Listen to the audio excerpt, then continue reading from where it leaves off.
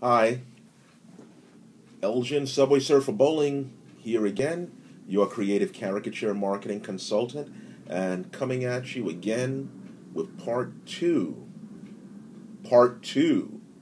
of drawing caricature on the street. This time I'm going to argue from the opposite side, the disadvantages or cons of drawing caricature on the street. Now, there's two sides to everything. In a previous video, I talked about all the wonderful things that can happen by drawing caricature on the street, but don't get it twisted. There are some disadvantages. So if you're thinking about doing this, listen up because these things can really come back to bite you later. First of all, and very, very important, is this. You better have the proper documentation. Now, while it's true, if you have guts, if you just need money, if you just need to go out there and make that money and you don't have a permit, I'm not going to stop you. I understand about survival, okay? You're in survival mode. You need to make some money. Drawing those characters out in the street, will get you some money. Go out there and do it. I'm not going to stop you. I totally understand that, okay? But in most states, you need a permit. You need a tax ID. It varies from state to state, okay? You're definitely going to need that. It's random. The cops come around.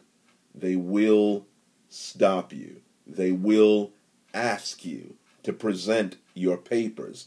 And if you don't have it, and I have actually seen this, if you don't have what you're supposed to have, sometimes they will take your entire display. As outrageous as that is, can you imagine having your artwork taken? I don't know what they do with it, but I've seen it done. They will take your display.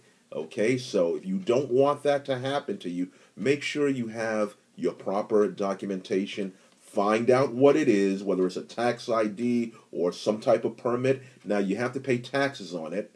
Okay, you do. It's like, I think it's quarterly or something like that. I'm not doing street caricature as much, anymore, so I have a tendency to forget. I have a tendency to forget. It's been a while since I've gone down, and gotten all this paperwork done. But you definitely need it. And the funny thing is, at least here in New York, this has happened. I won't go into this, but, even if you have the proper documentation, sometimes you still get harassed because, to be honest, cops, they're human. A lot of them don't even understand the laws and the procedures, and they just feel that, well, to be honest, it's safer to harass an artist than a drug dealer who can maybe pop them, okay? So, be prepared for that, not trying to scare you off, but this is something that can potentially happen. Number two, you're out in the open. You're in the street. And as a result, you are subject to anything that can happen in the street. I'm not trying to scare you, but in a very real sense, you're a target. Think about it. You have your setup there, you have your chair, you have your bag with your belongings in it, a crowd is around you. They might be enjoying you, but everybody in the crowd is not happy that you're having a good time. Everybody in the crowd is not happy that you're making all of this easy money, that they see you making. Don't think for a minute, that the crazies and the thugs out there don't notice that this person gave you a 20 and gave you a tip and you put it in your, jacket pocket. Don't think that they don't notice that, because these creeps have nothing to do all day but stand on the corner, smoke a little weed, and watch you make their money. Oh yeah, they consider it their money, because if you're out there long enough, they're going to track you, okay? And maybe one day they'll come up to you to get their money.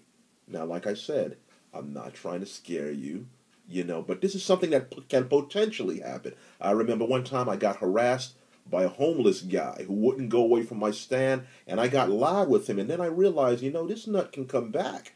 with a broken bottle and lacerate my face or something like that. So I had to do major damage control and be nice to this guy. So you remember, you're out there in the street, you're in the open, don't be a jerk, be careful, have a good time, be watchful, be courteous to everyone. Everyone. Okay? Because you never know what can happen. You're out there in the street. It's just you. Number 3, tourists are unpredictable. They are.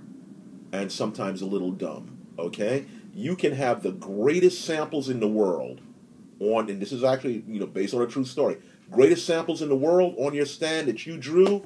It's fabulous. And the tourist will see somebody right next to you who obviously has samples that he's gotten off the internet from another artist that you know.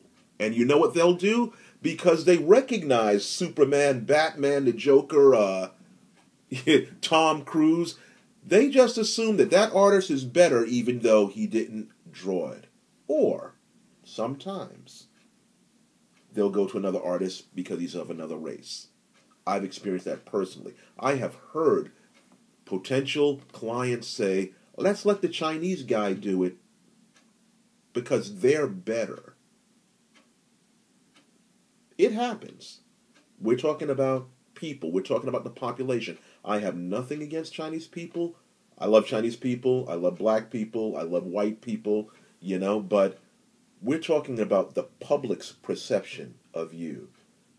As an African American person, they don't expect to see me out there doing that. And so I've experienced that kind of issue. Tourists are unpredictable. Sometimes they just pass you by. Sometimes they can't wait for you to get out there. Sometimes they want to argue with you. Hey, like I said, you're out there in the street. You're liable to come up against anything. Number 4. Sometimes, all the time, you have to battle the weather and also the stress on your body. You're out there in all kinds of weather.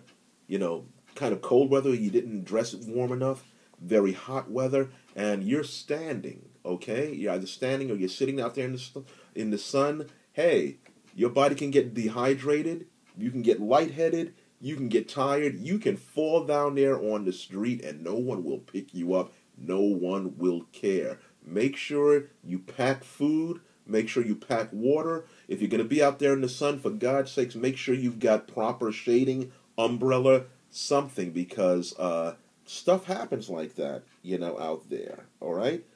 Make sure that whenever you set up your stand that you secure it, because I have seen the wind take stands like a sail and just throw them across the street. So make sure that your stand is set up securely. Last but not least, and this is a kind of a funny thing, let's say you're very successful as a caricature artist on the street. You can get stuck out there. Stuck.